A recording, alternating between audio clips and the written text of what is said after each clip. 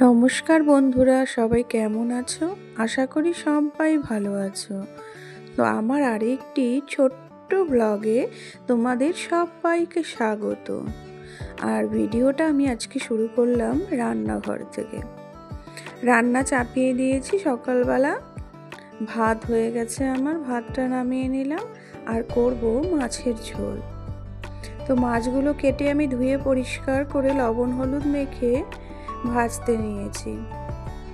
তো মাছটা আমি ঝোল করব ওই আলু ফুলকপি দিয়ে, আর করব হচ্ছে বেগুন করলা এগুলো ভাজা করব। তো এদিকে আমি মাছগুলো ভাজছি, আর মাছ ভাজতে ভাজতে ভাবছিলাম মাছগুলো না বেশ বড় বড় ছিল, জানো তো। তো ভেবেছিলাম যে মাঝখানে একটা করে টুকরো দেবো, কিন্তু না, দেওয়া হয়নি। এদিকে মাছ ভাজা বসিয়ে দিয়ে আমি উঠানে কাপড় শুকোতে দিয়েছিলাম। তো আজকে ভীষণ রৌদ্র উঠেছে, তো যেই কাপড়গুলো একটু শুকিয়ে গেছে সেগুলো বারান্দায় এনে রাখছি।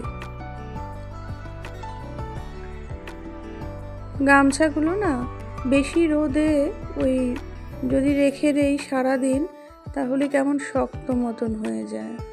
তো গামছাটা আমি এনে রেখে দিলাম আবার বারান্দায় মেলে।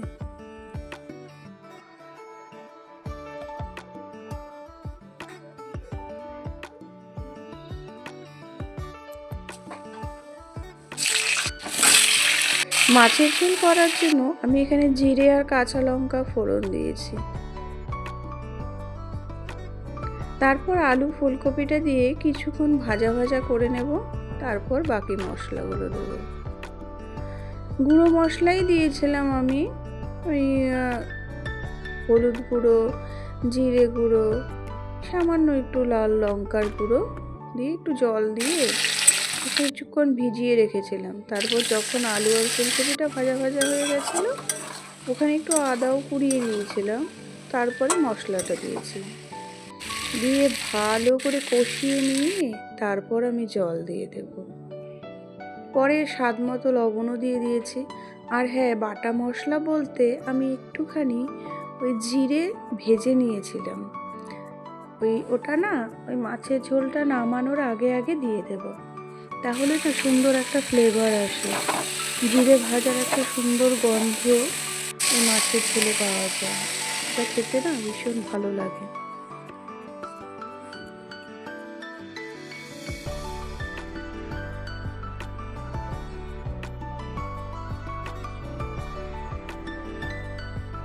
মাছগুলো ঝোলে আমি দিয়ে দিলাম, দেখো।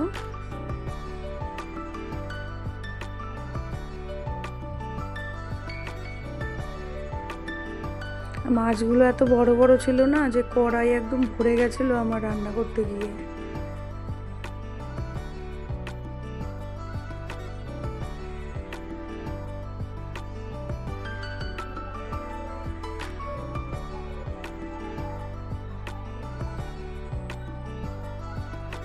শেষে দুটো কাঁচা লঙ্কা আর একটু ধনে পাতা দিয়েছিলাম।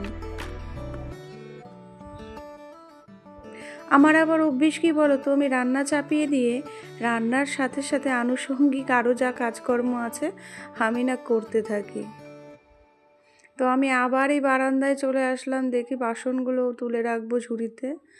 আর ওই টেবিলে অনেক জল পড়েছিল, তো ওই টেবিলটাই একটু পরিষ্কার করে মুছে নেব।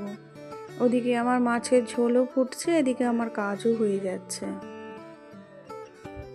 আর এত ঠান্ডা পড়েছে না যে মানে খালি পায়ে পাকার মধ্যে ভীষণ ঠান্ডা লাগে, তো সেই জন্য ওই পায়ে ওই জুতো পরে নিতে হয়, নয়তো মানে এত ঠান্ডা লাগে পায়ে, কি বলবো।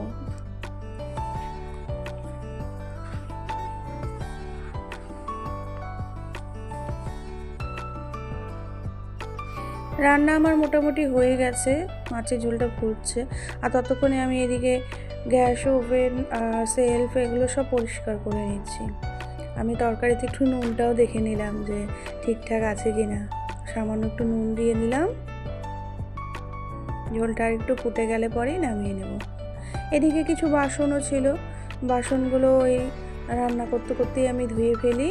এই একটা দুটো বাসন আমার ধোয়াও হয়ে যায়, কাজও হয়ে যায়।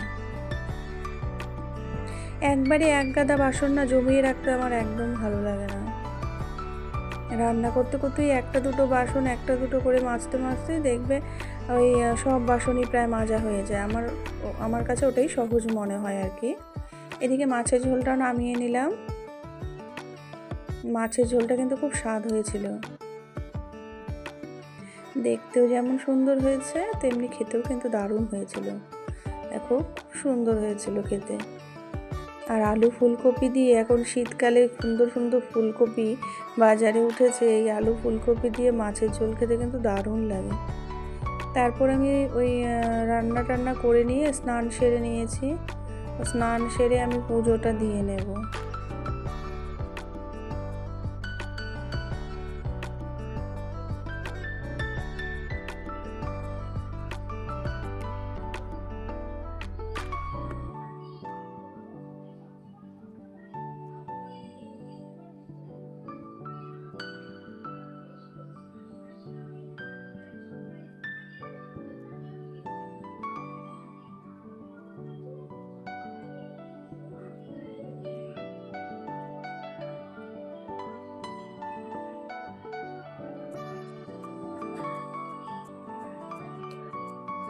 এদিকে গোপালকে ঘুম থেকে জেগে তুলছি, তারপরে তাকে একটু মুছিয়ে দিয়ে তারপর জামা কাপড় পরিয়ে পুজো দেব। এত ঠান্ডা পড়েছে না, ওকে আর স্নান টান করাবো না।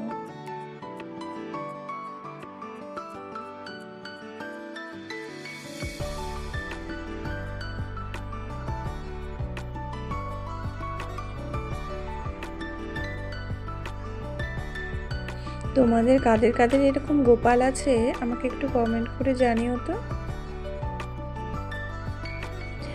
আর হ্যাঁ, আমার ভিডিও যদি তোমাদের ভালো লাগে তবে অবশ্যই আমাকে লাইক করে সাবস্ক্রাইব করে দিও।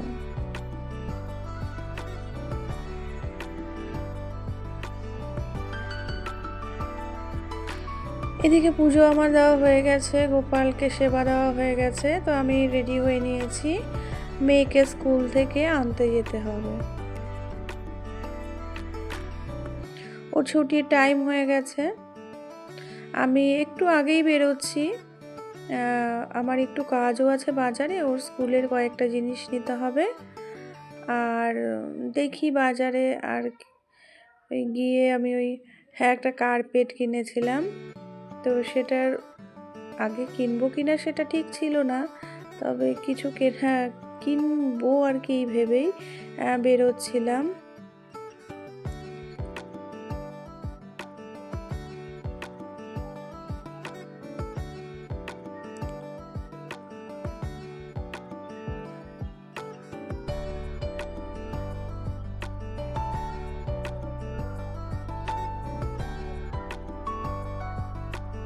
তো চলে এসেছি এখানে, আমি মেয়ের ওই প্র্যাকটিক্যাল খাতার পেজ আমার লাগতো, তো সেটা নিয়ে নিলাম।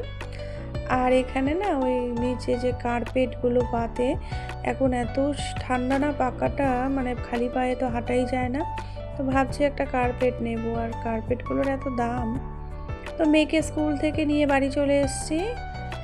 আর ওই একটা কার্পেটটা যে নিয়েছিলাম সেটা একটু বিছিয়ে দেখবো যে কেমন হয়েছে।